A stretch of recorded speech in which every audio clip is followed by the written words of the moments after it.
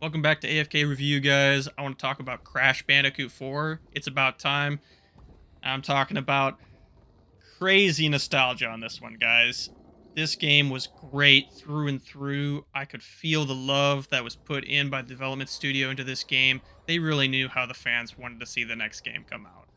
Because I felt just a blast of nostalgia when I picked up this game, jumping on boxes, getting chased by all sorts of stuff, Crash Bandicoot up to his usual silly spinning nonsense.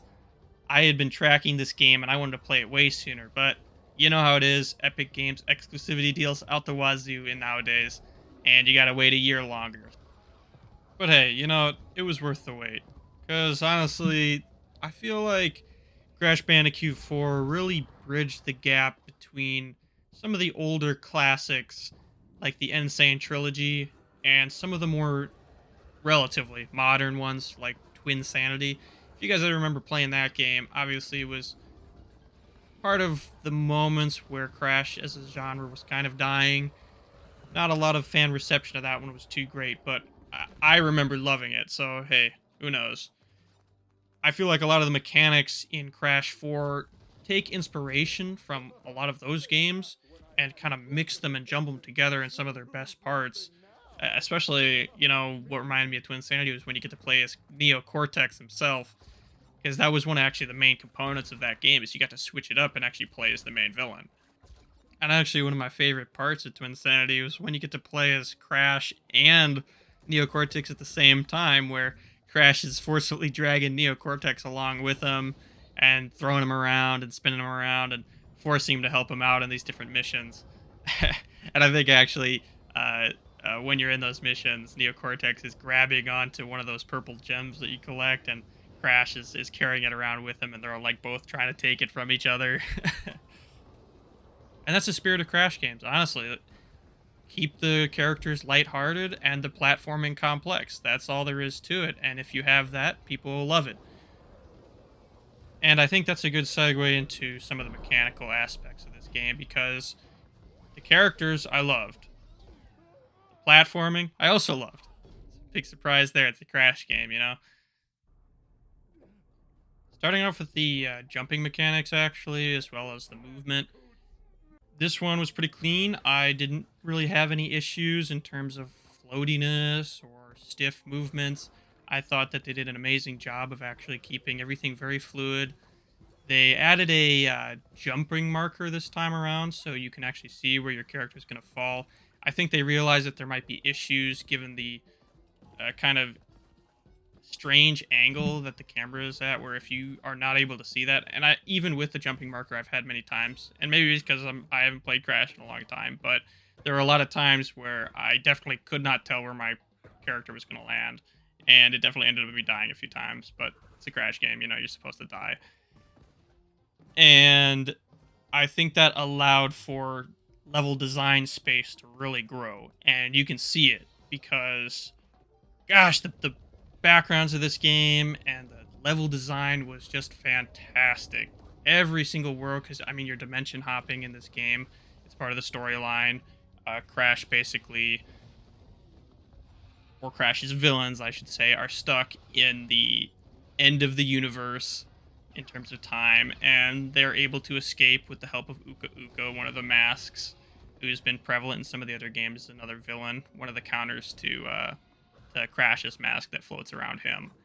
And these dimensional portals have opened up, and some dimensional masks come through to try and help Crash resolve these timelines, because all of these issues always end up with Crash being the one to help with them.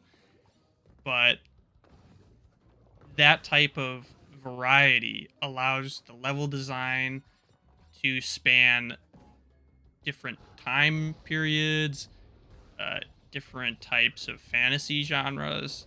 You have some in the Jurassic, on a dimensional scale, um, Cortex's laboratory, Engine's wasteland, base of operations. I mean, the variety is just insane, pun intended.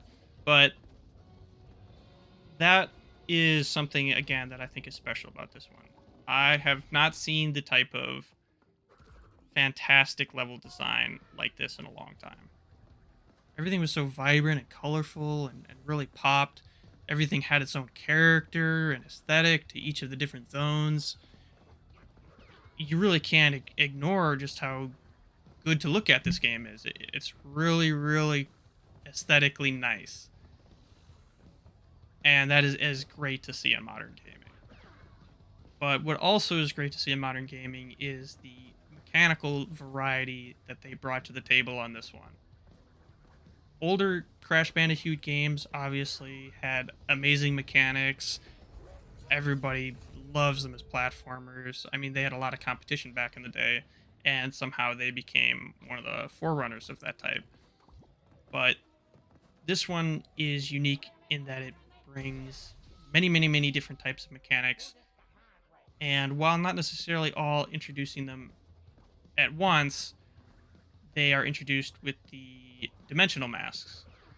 So the first dimensional mask you get is the basically space hopping one, where by pressing a button you can basically phase in and out of different parts of the map. So you might have a couple boxes that phase out, or you might have a wall or a platform, and while one phases out, another phases in, and it kind of like splits back and forth. So you have to time it right and choose whichever one you actually want to phase in at the right time. I think on a difficulty scale, it actually was pretty complex to think about. I mean, you got to think about, oh, well, if I'm jumping on this platform and I press this button, okay, well, I'm going to fall through. But if I don't press this button, I can't jump through the wall in front of me while that platform's moving. It's those types of things that really allow for quick thinking to to really screw you up, because there's so many times where those moving platforms were going and there'd be a wall that I'd have to phase out, and then I just phased right through the platform I was on. I'm like, oh well, my fault. But the next one that's introduced is the purple dimensional mask, or gravity, where it basically gives you the super spin that was prevalent in some of the previous games, but a little bit different, where it allows you to have this momentum to each of your jumping spins, and you spin the whole time, allowing you to float longer distances, reflect certain projectiles. But you have to watch out, because that spinning will still blow you up with TNT and nitro crates. The final two masks are actually the green mask and the yellow mask. So the green mask is another type of gravity mask, but this one specifically flips Crash's personal gravity. So say that I'm maybe wanting to walk on the ceiling. I press the button and boom, I begin to fall upwards instead of fall down. But maybe there's no platform up there. I can press it again, flip back down. It's pretty common in platformers to have an inversion type mechanic, and I think it adds to Crash Bandicoot what it hasn't had before. So hey, bonus there. The yellow mask is the time altering one, and that one has actually screwed me up quite a lot, because that basically means they can design the map and platforms so they move too quickly for you to normally jump on. And you have to press this button, and if you don't time it perfectly right, these fast moving platforms will zoom out of view before you can even jump on them. Especially the ice flow map, that one really screwed me up on one of the specific zones. I can't quite remember which one, but they're falling from the sky, so you have to time it perfectly right to even jump on them, otherwise you just plummet to your death. Definitely a unique design space for all of the masks, except for maybe the inversion one.